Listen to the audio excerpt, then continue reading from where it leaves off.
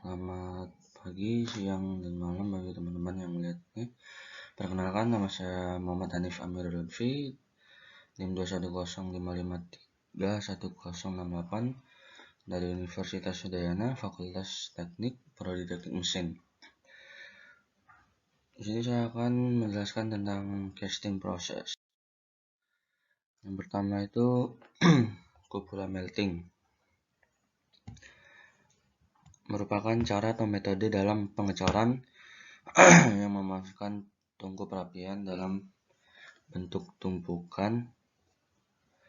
Pengoperasian cupula, tungku harus diisi dengan lapisan kokas, kemudian lapisan kokas dinyalakan dengan obor. Setelah itu udara dimasukkan ke dalam tungku. Ketika kokas mencapai suhu yang sangat tinggi, potongan logam padat yang akan dilebur dimasukkan dari atas tungku. Di sini pada batu kapur bermanfaat sebagai flux. Logam cair menetes ke bawah tungku melalui kokas dan dikumpulkan di kolam bagian bawah tungku yang di sini. Electric arc melting. Jadi di dalam sini menggunakan busur listrik sebagai pemanasnya, yaitu yang ini, elektroda pemanas atau busur ini dialiri arus listrik. Busur listrik diperoleh dari reaksi elektroda dengan elektrod dengan cairan besi. Peleburan busur listrik digunakan secara luas untuk produksi baja paduan dan baja karbon, dan untuk besi lunak, besi ulet, baja berkakas, dan besi tuang kekuatan tinggi. Crucible melting. Dalam peleburan zat padat dalam tungku yang terbuat dari bahan keramik. Ini seperti ini ya. Selama proses peleburan wadah, muatan logam dilebur melalui konduksi panas melalui dinding wadah. Bahan bakar pemanas yang paling umum untuk tungku ini adalah kokas, minyak gas, dan gas elektrik. Jadi pemanasnya ada di bagian sini, dipanaskan melalui sini untuk memanaskan logam di dalam tungku ini. Air furnace melting memiliki kesamaan dengan peleburan perapian terbuka. Jenis tungku ini digunakan dalam produksi coran dari besi cer kelabu dan lunak, pudingan, dan perunggu. Jadi di sini pembakarannya berada di sini. Minyak atau batu bara bubuk dibakar di satu ruangan dan muatan ditempatkan di ruangan lainnya. Panas dari bahan bakar yang terbakar melewati dan diserap oleh muatan dan melelehkannya. Jadi dilelehkan dengan bantuan udara ke benda yang mau dileburkan.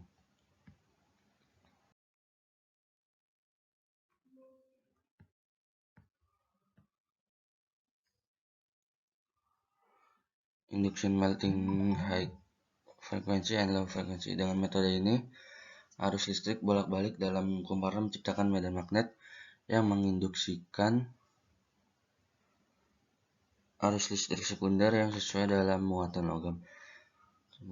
Tungku jenis saluran beroperasi pada frekuensi rendah, laju leleh sangat tinggi dengan metode ini, dan suhu dapat dikontrol secara akurat pada frekuensi yang lebih rendah. Induksi memberikan efek pengadukan. Ini contoh dari frekuensi. Jadi cairan logam dipanaskan melalui benda induksi yang ada di lapisan untuk menuangkan serat ini.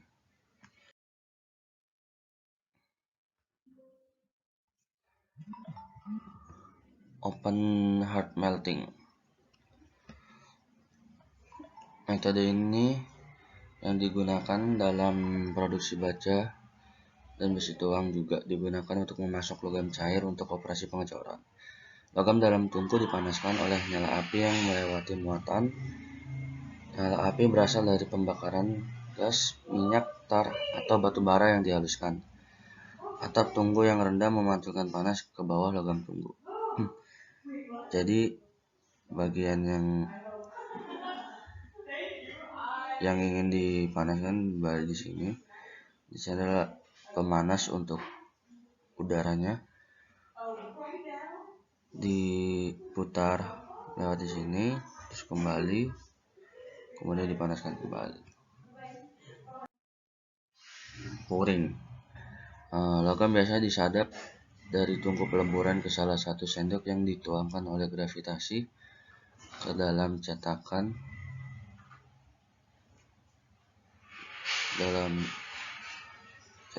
atau ke salah satu yang digunakan untuk mentransfer sejumlah logam ke sendok tuang. Sendok transfer seperti itu biasanya ditutup untuk mengurangi kehilangan panas transfer.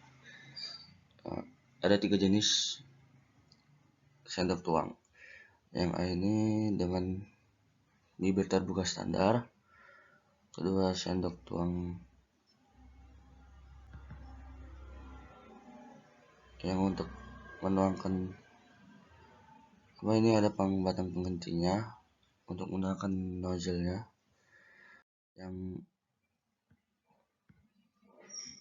Yang ketiga tadi itu yang sendok tuang yang langsung menuangkan dari tempatnya. Terus kemudian ada sand malt casting. Di sini cetakan pasirnya, ini media pasirnya telah dibentuk cetakannya. Jadi hasil puringannya itu dimasukin lewat bolongan ini untuk dipadatkan.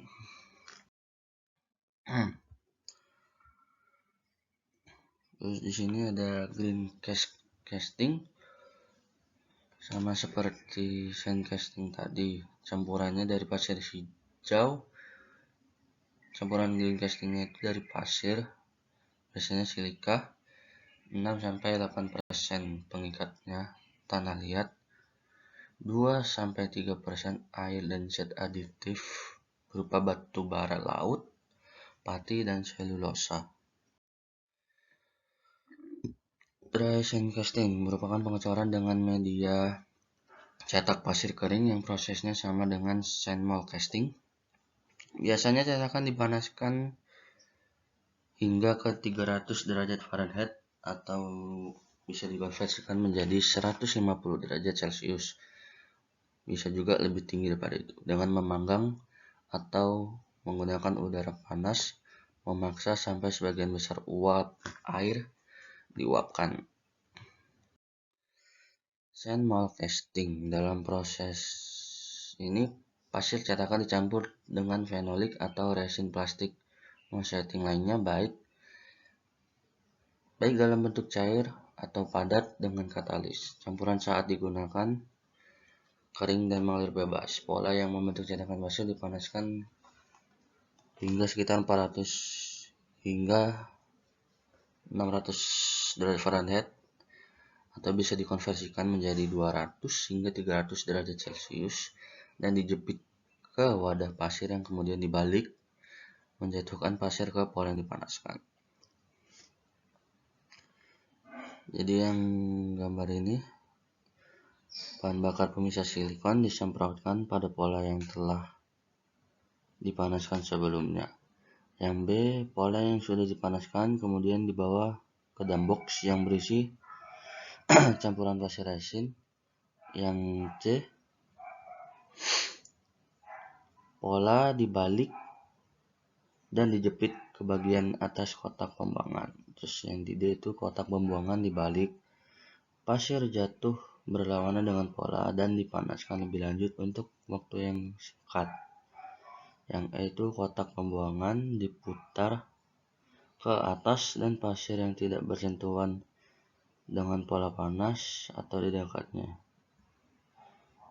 Yang F itu pola dan cangkang pasir resin dikeluarkan dari kotak pembuangan. Yang G pola dan cangkang dipanggang untuk sepenuhnya menyembuhkan resin. Sebagian H pola ditarik dari cangkangnya.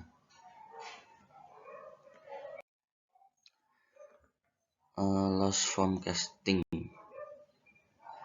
Di bagian itu pola itu terbuat dari busa polyester, kemudian dicelupkan ke dalam pasir tahan api. Yang di C itu pola ditempatkan ke cetakan dan dikelilingi pasir yang tidak terikat. C, kemudian D, cetakan yang diisi digetarkan untuk memadatkan pasirnya, dan logam cair dituangkan ke pola, menguap dan menggantinya. Pengecoran yang dipadatkan dikeluarkan dari cetakan. Magnetic molding. Variasi dari pengecoran busa yang hilang, di mana pola busa polistiren digunakan dan tidak ada penahan atau hambatan, namun sebagai pengganti pasir yang digunakan untuk mendukung cetakan. Serbuk besi partikel dengan diameter 0,004 hingga 0,020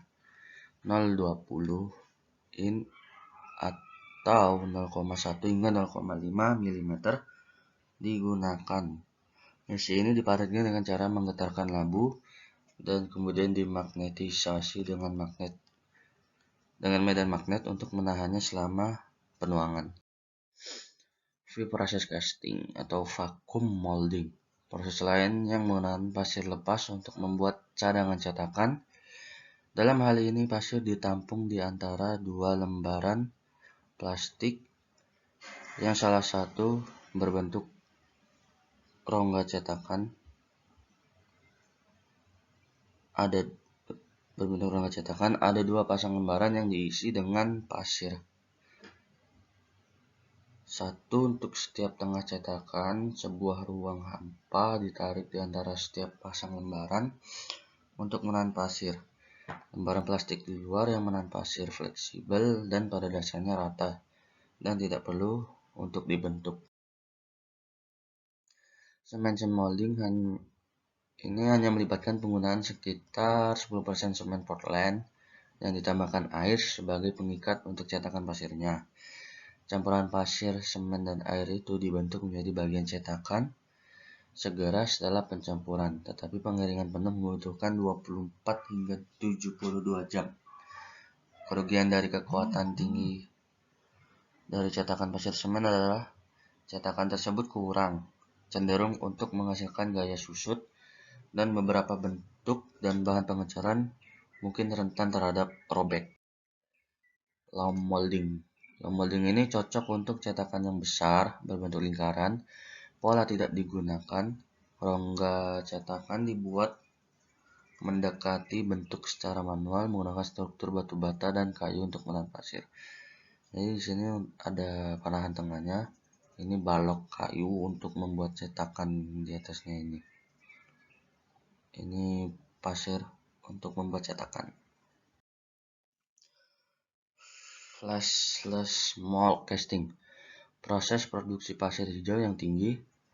Tingkat pengecoran lebih dari 500 buah per jam layak dilakukan. Urutan mekanisnya: pembuatan cetakan, penempatan inti, penuangan, pendinginan, dan pengocokan. Jadi pertama ini bagian pasir ini dimasukin ke dua plat di dalam sini. Kemudian campuran pasir itu diperas untuk membentuk blok padat yang memiliki setengah rongga di sini.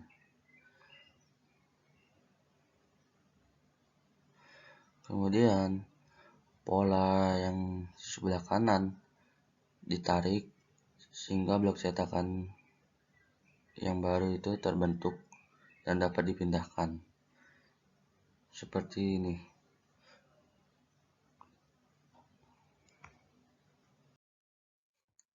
Etiok proses adalah plester gypsum digunakan sebagai pengikat pasir. Bahannya bedak, natrium silikat, bentonit, semen Portland, dan tera alba. Juga dapat digunakan untuk memberikan karakteristik tertentu pada campuran. Campuran khasnya ialah 50% pasir, 40% gypsum, dan 8% bedak ditambah air sama dengan setengah berat campuran kering tersebut. Core making digunakan setiap kali ada area undercut, opening, atau hollow di casting yang tidak dapat dibuat oleh cetakan. Inti dibuat dari pasir yang dicampur dengan pengikat untuk menahan butiran pasir agar cukup kuat untuk memungkinkan penanganan dan penempatan inti dalam cetakan. Berbagai pengikat dapat digunakan termasuk minyak biji rami atau minyak lainnya, resin fenolik, natrium silikat, bentonit atau tanah liat, dan sereal. Green sand course merupakan bagian yang terpisah yang dimasukkan dalam cetakan. Mereka adalah pelengkap dari cetakan pasir hijau atau green sand casting yang membentuk bukaan atau lubang di casting. Ketika lubang tengah diperlukan dalam pengecoran untuk katrol, roda gigi atau bagian bundar lainnya, lubang dapat dibentuk oleh elemen pasir hijau dari cetakan itu sendiri, seperti yang ini. Core blowing merupakan proses pneumatik untuk mengisi dan memadatkan pasir inti dalam kotak inti dalam jumlah produksi. Pasir dan pengikat yang sudah dicampur ditambahkan ke ruang yang kemudian disegel kecuali untuk port yang ditempatkan sejajar dengan port inlet dari kotak inti. Pasir ditiup dengan ledakan mendadak bertekanan 40 hingga 100 lbf atau in kuadrat dari ruang dan ke dalam kotak. Kemudian ada core backing, pengikat untuk pasir inti dikeraskan dengan mengeringkan atau mempolimerisasikan dalam oven dengan suhu terkontrol. Pengikat inti minyak menggunakan biji rami atau minyak sayur, biasanya dioksidasi dan dikeraskan dengan dipanggang. Pemanggangan dilakukan selama 1 jam atau lebih pada 400 hingga 500 derajat Fahrenheit. Waktu tergantung pada ketebalan bagian inti. Oil oxygen proses. Dalam proses ini, kombinasi minyak dan aditif digunakan dengan pasir. Minyak berpolimerisasi ketika mereka menghubungi aktivator yang mengandung oksigen yang berupa perborat, perkarborat, permanganat, peroksida, dan mengikat partikel pasir bersama-sama. Ketika mereka cukup keras, inti dapat dikeluarkan dari kotak inti dan biasanya dipanggang dalam oven pada 400 hingga 450 derajat Fahrenheit sampai polimerasi selesai. Inti yang dihasilkan stabil secara dimensi dan cukup kuat.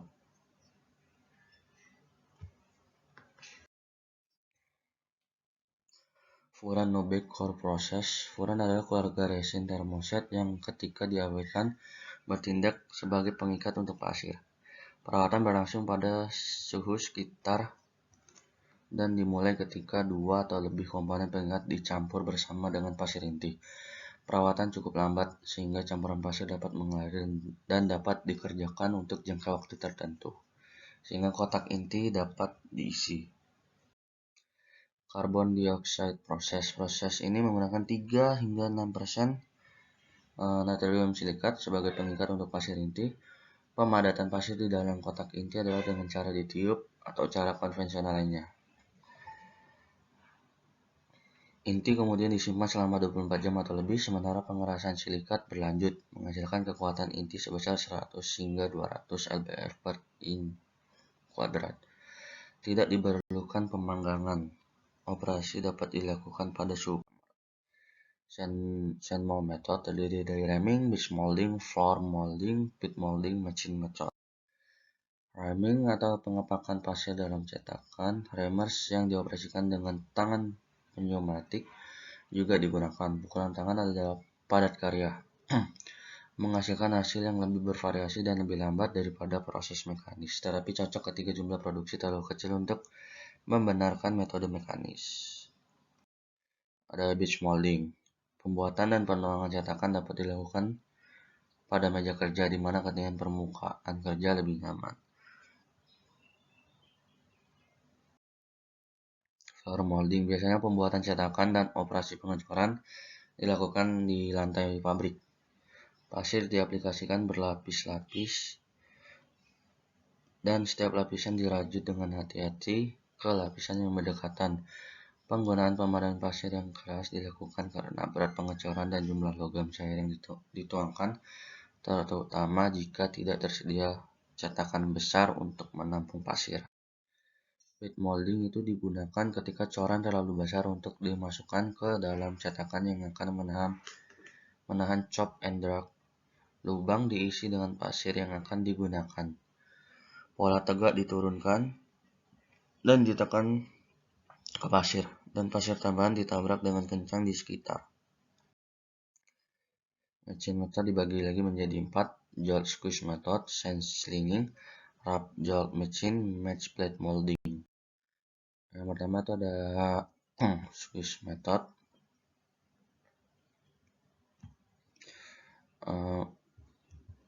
Menggunakan mesin yang mengemas pasir di sekitar pola dengan menaikkan plat pola dan cetakan dengan pasir selama beberapa inci dan kemudian membiarkannya jatuh secara tiba-tiba. Inersia pasir yang jatuh membungkusnya di sekitar dan melawan pola.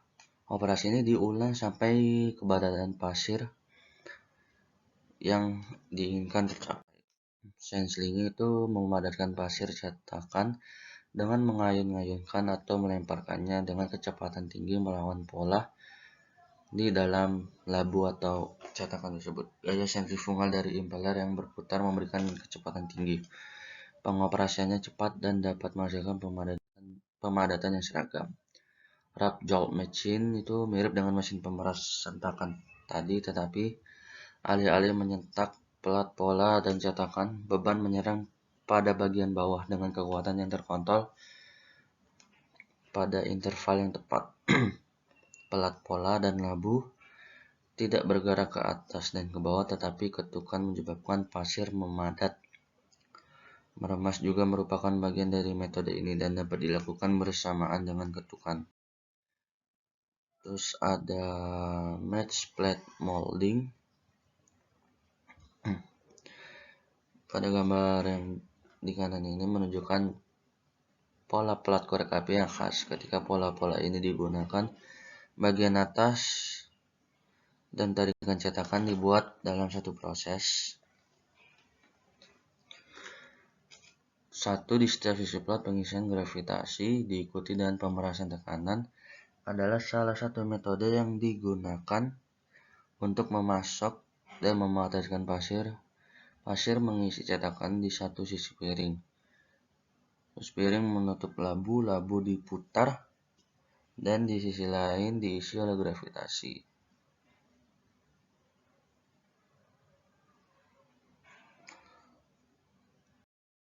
Sand processing. Di ada sand milling. Pencampuran dilakukan oleh mesin penggilingan pasir dan untuk mencetak percetakan pasir hijau, air, tanah liat, bahan berkarbon, dan aditif lainnya dimasukkan ke dalam mesin. Jadi bahan-bahan tadi dimasukkan di sini, kemudian diputar menggunakan roda muller ini dan akan tercampur waktu proses pemutarannya.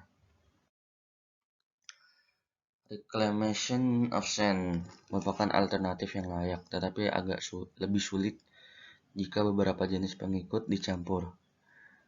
Ada 3 metode dalam reklamasi ini, yaitu reklamasi mekanis ialah proses yang melibatkan pemisahan logam menggunakan metode magnetik atau penyaringan dan scrubbing. Reklamasi termal ialah proses pasir yang dipanaskan hingga suhu tertentu yang bertujuan melepas resin organik.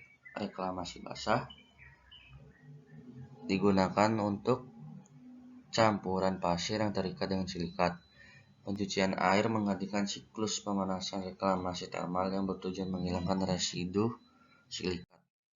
Terus ada metal separation from sand, menghilangkan potongan logam yang lebih kecil dari pasir itu.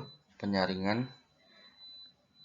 adalah metode yang paling umum, menggunakan beberapa layer dari mesh yang lebih halus secara berurutan. Cooling of sand itu diperlukan setelah digunakan karena pasir panas menyebabkan kelembapan dan masalah lainnya. Pasir yang disimpan akan tetap panas untuk waktu yang lama. Setelah langkah ini, pasir didinginkan dan diproses dengan langkah scrubbing yang dijelaskan di atas tadi. Terus ada pattern making. Pola dibuat untuk menghasilkan ukuran dan bentuk rongga yang tepat dalam cetakan pasir.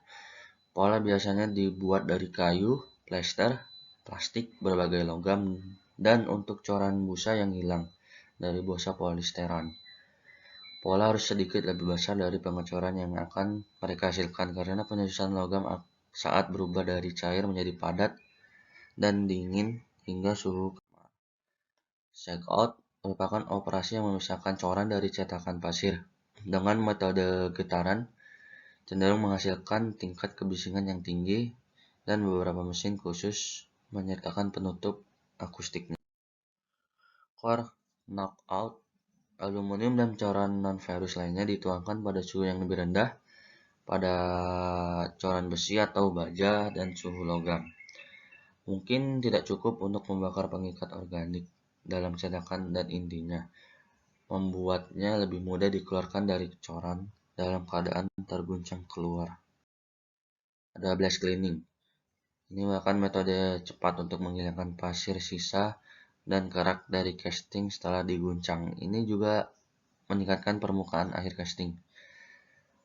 Media ledakannya baik pasir, tembakan logam, terus mantik-mantik kaca yang didorong terhadap pengecoran dengan udara, nozzle air, atau sarana mekanis lainnya.